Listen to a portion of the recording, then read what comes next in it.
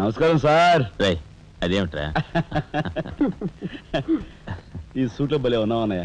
బాబు నానమ్మ పద రామ్మ.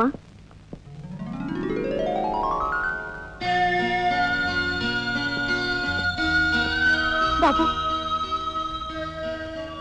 వదిన, నీ సర్వస్వం మా కుటుంబం కోసం ధారపోసావు.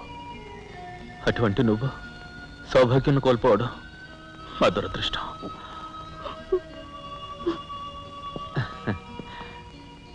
నేను కలెక్టర్ అయ్యానంటే అది మా నాన్నమ్మ ఆశీస్సులే.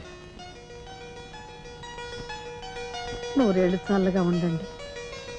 నాదేముందరా రాఘవ, ఆ సమయానికి చిన్నాడు ఆదుకోబట్టి ఈరోజు మనకి ఈ భోగం పట్టింది.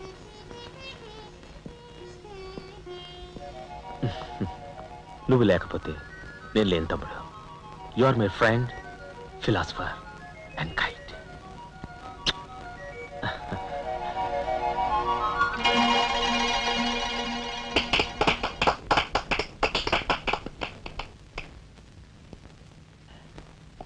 నానమ్మ, నాకు బంగ్లా అలాట్ చేశారు. మనమంతా ఈ రోజే ఆ బంగ్లాకు వెళ్తున్నాం. మన గ్యాంగ్ అంతా ఆ బంగ్లాకి ఎందుకన్నయ్య? చూడు రాజా, నేను ఐఏఎస్ పాస్ అయింది మనం వేరు వేరు కాపురాలు పెట్టడానికి కాదు. మీరందరూ అక్కడ రాకపోతే నాకు ఆ కలెక్టర్ గిరి అక్కర్లేదు. అంత మాట అనుకురా రాఘవ.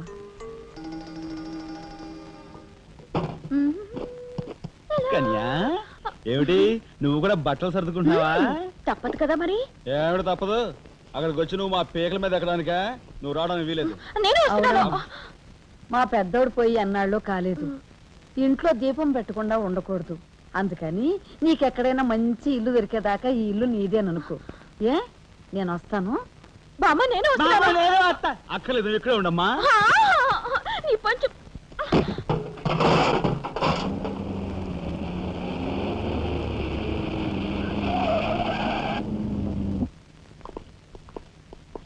రానానమ్మా రా. మామగారు ఆగది. రావాయలుడు కమాన్ రా. మీ తమ్ముడు టాక్సీ తోలుకు బతుకుతానని మా నాన్నతో అంటున్నట్ట. ఇదేమన్నా బాగుందా? తప్పే ఉంది. తప్పే ఉందా? కలెక్టర్ గారి తమ్ముడు టాక్సీ డ్రైవర్ అంటే అవమానం కదండి. మా తమ్ముడు చేయనేరం తన మీద వేసుకుని నన్ను చదివించాడు. వాడు జైలుకెళ్ళి ఇచ్చిన డబ్బుతో కలెక్టర్ అయినందుకు నేను సిగ్గుపట్టం లేదు. అది విని నీకు సిగ్గనిపించలేదు. వాళ్ళ మీద వీళ్ళ మీద ఆధారపడకుండా వాడు టాక్సీ తోలుకుంటానంటుంటే నీకెందుకు సిగ్గనిపిస్తుందో నాకు అర్థం కావటం లేదు. నేను సిగ్గుపడే మాటలు ఇంకెప్పుడూ మాట్లాడుకో.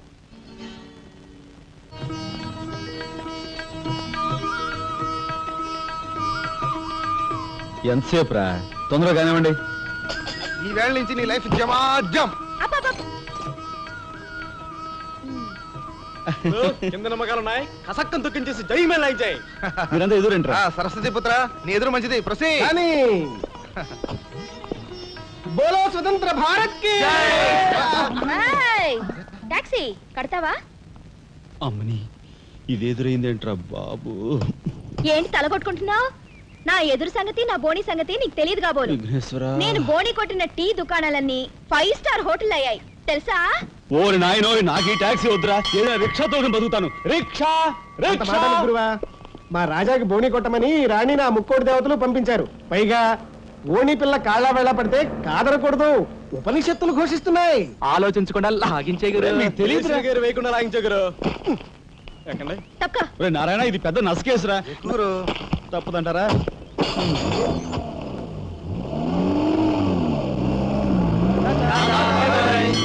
మనిద్దరం జీవితంలో కలిసి ప్రయాణం చేయాలని దేవుడు రాసి పెట్టాడు. తప్పుతుందా?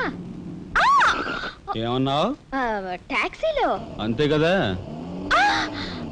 అబ్బా అబ్బా అబ్బా, సరిగ్గా చూస్తోలు.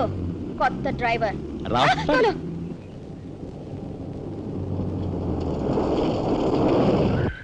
వచ్చిందిగా.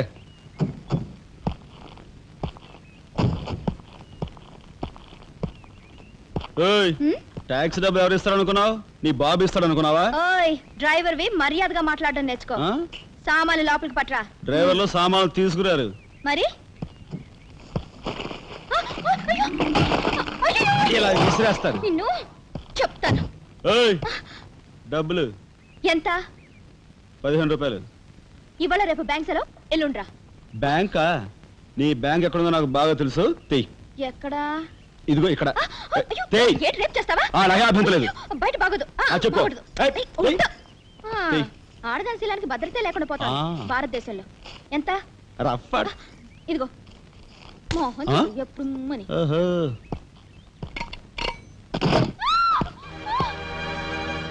ఒంటరిగా దొరికితే వదిలిపెడతాను అనుకున్నావా? అది మాత్రం జరగదు.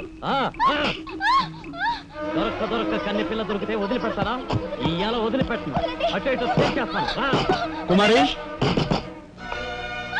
కుమారి,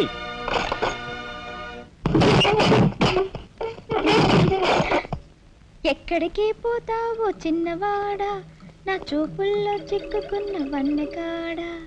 ఎక్కడికి పోతావో చిన్నవాడా.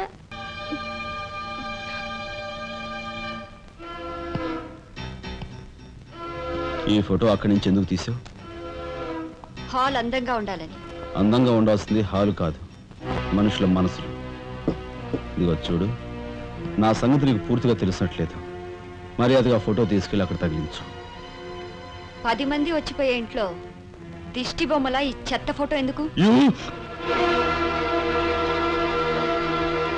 మా వదిని పిల్లల్ని చిన్న చూపు చూస్తూ అడుగున అవమానాలు పాలు చేస్తున్నా. దానైనా క్షమితేమో కానీ చనిపోయిన వాళ్ళు అవమానిస్తే మొత్తం నీ ప్రాణాలు. ఏం చేస్తావు? ఏమైనా చేస్తాను. యు షట్ అప్ రాజా.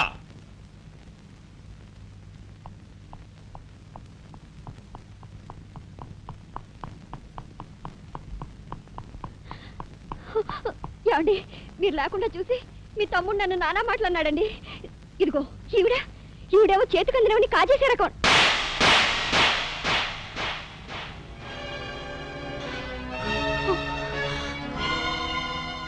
నువ్వు నాకు భార్య మాత్రమే.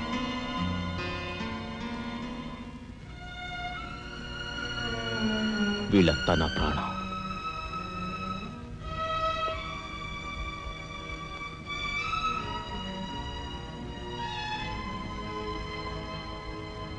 మర్యాదగా ఈ ఫోటో అక్కడ తగిలించకపోతే మా తమ్ముడు చేస్తానన్న పని నేను చేసి చూపిస్తాను. ఈ ఫోటో అక్కడ పెట్టు.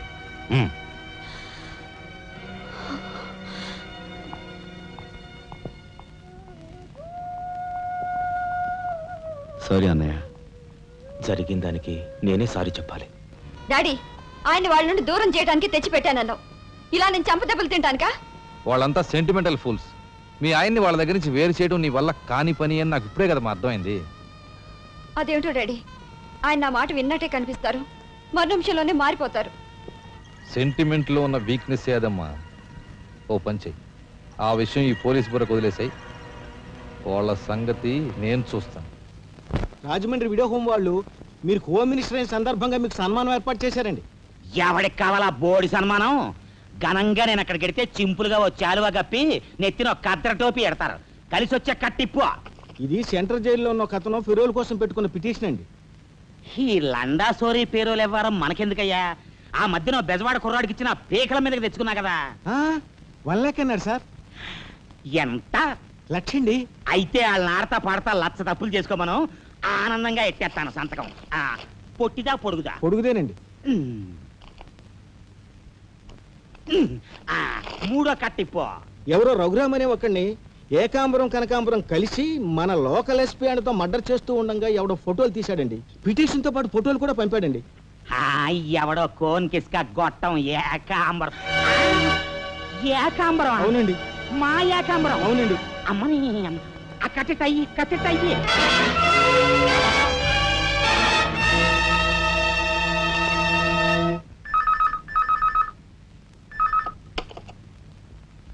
హలో, మీకే.